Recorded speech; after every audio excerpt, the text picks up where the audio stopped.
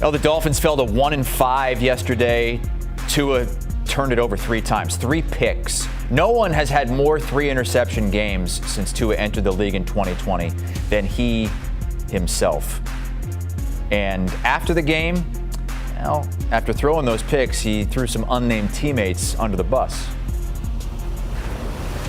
I think it starts with the leadership in helping articulate that for the guys, and then what we're expecting out of the guys, right? We're expecting this. Are we getting that? Are we not getting that?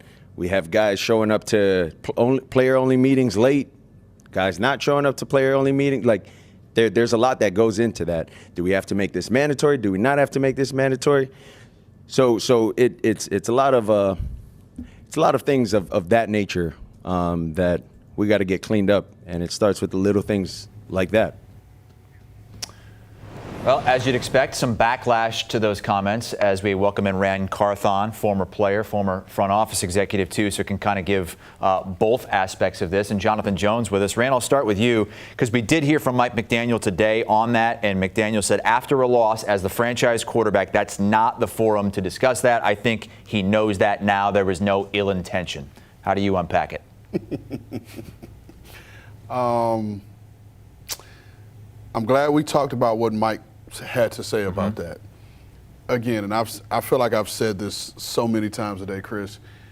This is a leadership in the locker room issue, right? Because if you don't understand a player-only meeting and if it's mandatory or not, that doesn't have anything to do with your head coach. It doesn't have anything to do with your GM. It's about the leadership in that locker room, right? And I think about the great quarterbacks that I played with. When Peyton Manning stood up in the locker room and he made a statement, everybody listened. We never had to have a player-only meeting in Indianapolis in those years, but it was because the locker room policed itself. Regardless of what was going on around our team in the city or whatever was going on, it was our team that held each other accountable. Coach Dungy didn't have to discipline us because guys in the locker room would grab you if they saw you were out of line, you weren't working hard, or you didn't practice hard. Our stars, Marvin Harrison, Reggie Wayne, Edgerrin James, Tarek Glenn, Dwight Freeney, those guys practice harder than anybody. They were the example. So guys like myself, who was on the practice squad one week, on the roster the next week, we had an example to follow because of the leadership in the locker room. And it started with all those guys that we saw as captains. And the Miami Dolphins and Tua in those statements, to me, shows that these guys aren't being leaders and they're not holding each other accountable.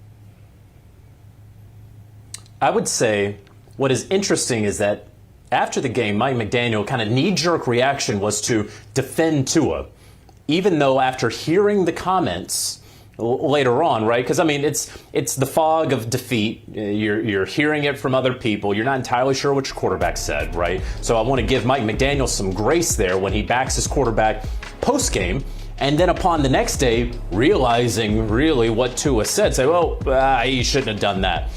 This highlights for me, for a coach who is on the hot seat, and Mike McDaniel, this highlights for me that there is no better or bigger advocate for Tua Tagovailoa than that man right there, Mike McDaniel, the embattled head coach.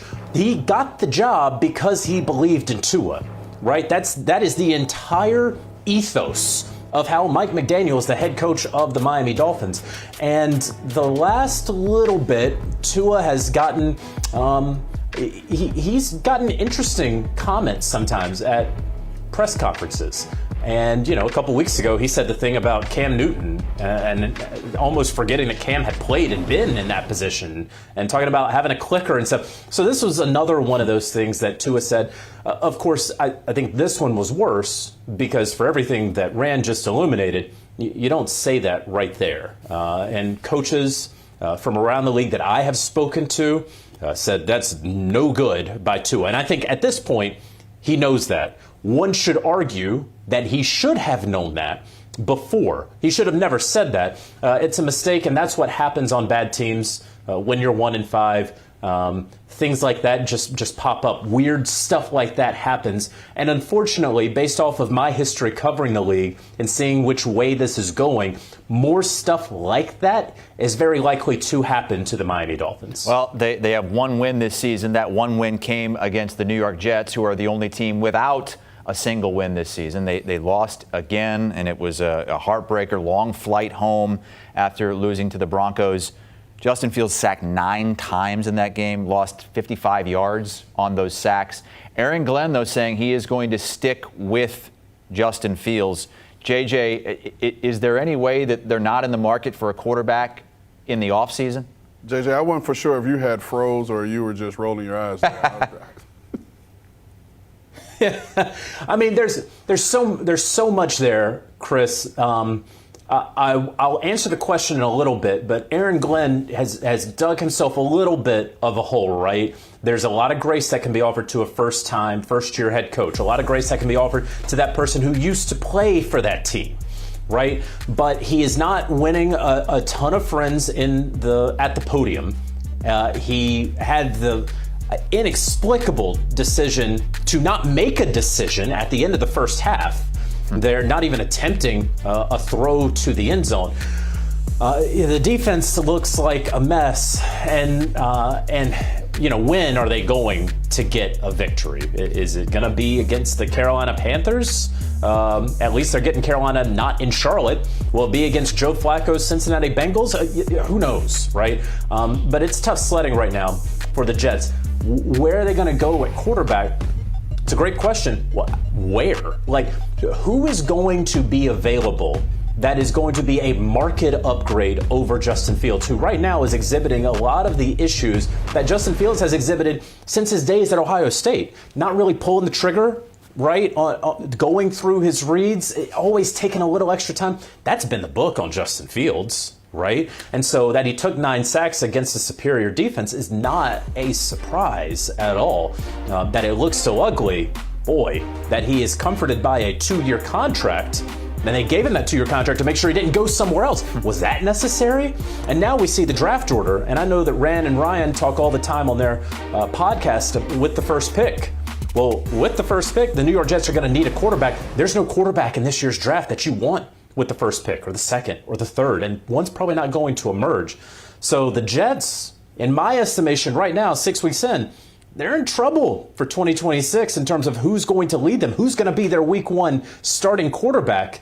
As far as what I've seen, I highly doubt it's Justin Fields.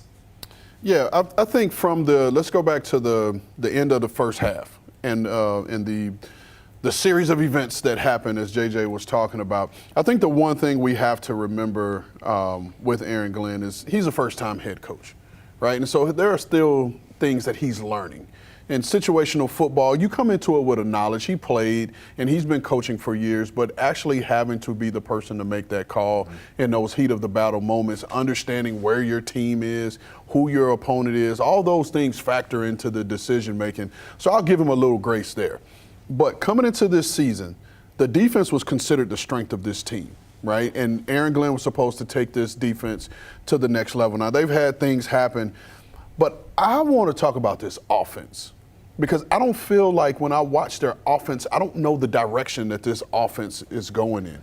You have one of the better and young premier receivers in which you paid him like a premier receiver, but you don't treat him like a premier receiver. You don't move him around enough to get the ball in his hands in ways to allow him to go out and make plays for you. So we're talking about an offense yesterday that scored 0 points. You have 11 points total, which was 2 field goals, and a safety by your defense. So essentially your defense outscored your offense 2-0. And then you had 0 snaps in the red zone. 0 snaps in the red zone. And then you were 2 of 15 on third down and finished with 89 total yards. And like JJ said, you gave up 9 sacks. And you have a young offensive line, but you've spent a lot of capital in terms of draft picks on that offensive line. I think you have 3 first-round draft picks on the offensive line. And so I don't know whether it's Tyrod Taylor or Justin Fields at this point that's going to get this offense to the next level, because I'm not sure what direction this offense is going in. We're talking about some teams here that we expected to be maybe not 0-6 or 1-5, but not one of the better teams in the league. This next team, though, the Baltimore Ravens, in some places the favorite to win the Super Bowl going into the season. All the injuries, yes, you're losing your all-world quarterback, Lamar Jackson, but you're basically getting bludgeoned. Yet, at 1-5, Vegas says they might still go to the playoffs. In fact, they are even money to make the playoffs right now at 1-5. Even money. And in the division, they're less than 2-1 to win this thing. Rand, is this still salvageable for Baltimore? As odd as it is, I don't know the odds. So that's not my deal. But there is a window, and I'll give you the reason why. You're on a bye week this week, and so you get Lamar back after the bye. We'll see which version of Lamar we get because of as great as he's been throwing from the pocket. What makes Lamar dangerous is his ability to improvise and play outside of the pocket. But you still have games against Miami, Cleveland, the Jets, and Cincinnati twice. So those are very, very winnable games there. And then you have, I put in the steal category, where you have Chicago and Minnesota. And being able to steal one of those games, because to end the season, you have 4 teams, and including Pittsburgh twice, that are teams that are in the playoff hunt. So if you can handle business, if you're the Baltimore Ravens against the Dolphins, the Browns, the Jets, and Cincinnati twice, and get one of that game, Chicago or Minnesota, you're well positioned on the back end of that schedule that we're looking at to make a push and make the playoff in that 6 or 7 seed. When it comes to the Ravens and John Harbaugh, I know that there's a lot of internet talk, if you will, about his potential job security. I'll just highlight a couple of important facts. Number one, he signed a 3-year contract extension with 1 year left on his deal, so he is under contract through the 2028 season. Of course, he's the most successful head coach in Baltimore Ravens history. A lot of regular season success, and of course, they want to get back over that hump and win another Super Bowl. There's no question about it. I don't believe that a bad year, and let's just go ahead and play this out, that 1-5 turns into 7-10. They don't make the playoffs. I don't think John Harbaugh is going to be going anywhere. The other fact involved in this is owner Steve Bisciotti, one of the best owners in the NFL. Why?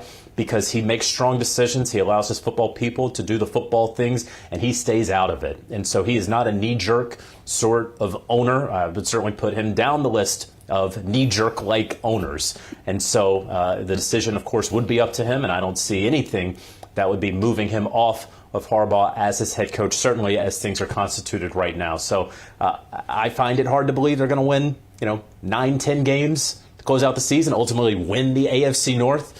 But is there a path, as Rand just talked about? Yes, there is a path for this 1-5 Ravens team. And it's happened before. In fact, it's happened 3 times in the last decade, believe it or not. The Chiefs started 1-5 in 2015, Colts in 2018, Washington in 2020, and all those teams ended up making the postseason, but the Ravens have to get healthy during this bye week. Much more to come here on CBS Sports HQ. And if you want a great recap of everything that goes down Sunday in the early and late windows, check out HQ Game Day Recap at 8:20 Eastern Time.